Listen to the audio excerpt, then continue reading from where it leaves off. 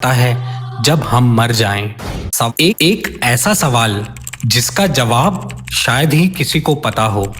सवाल बेहद पेचीदा है। इस सवाल का जवाब वैज्ञानिक रूप से तो व्यक्ति को तभी मिल सकता है जब हम मर जाएं, लेकिन आध्यात्मिक रूप से अगर हम सोचें और इस सवाल का जवाब देने की कोशिश करें तो धर्मों में इस सवाल का जवाब दिया गया है।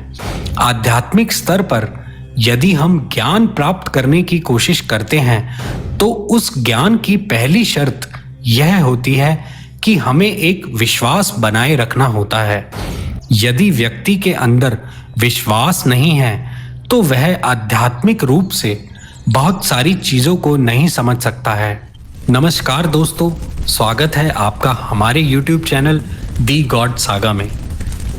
विज्ञान में सवाल उठाए जाते हैं और अध्यात्म में विश्वास बनाए रखना होता है।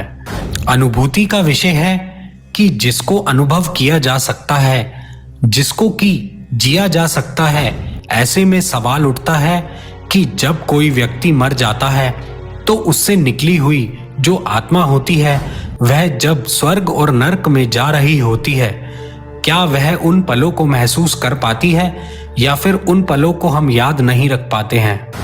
इसका जवाब अध्यात्म में कुछ इस तरीके से दिया गया है। धार्मिक किताबें बताती हैं कि जब आत्मा शरीर से निकल जाती है तो उसके बाद शरीर से जुड़ी हुई कोई भी बात उसको याद नहीं रहती है।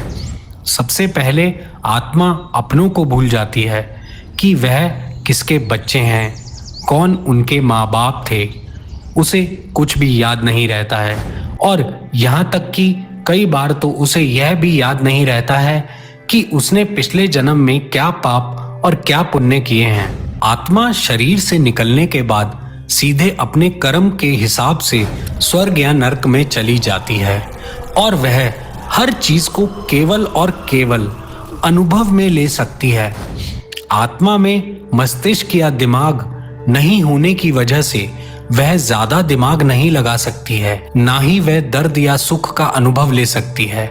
आत्मा केवल अपने कर्मों के हिसाब से अपने पूर्व कर्मों का हिसाब करती है। आशा करते हैं आपको हमारी आज की ये वीडियो भी पसंद आई है, तो हमें नीचे कमेंट करके जरूर बताएं।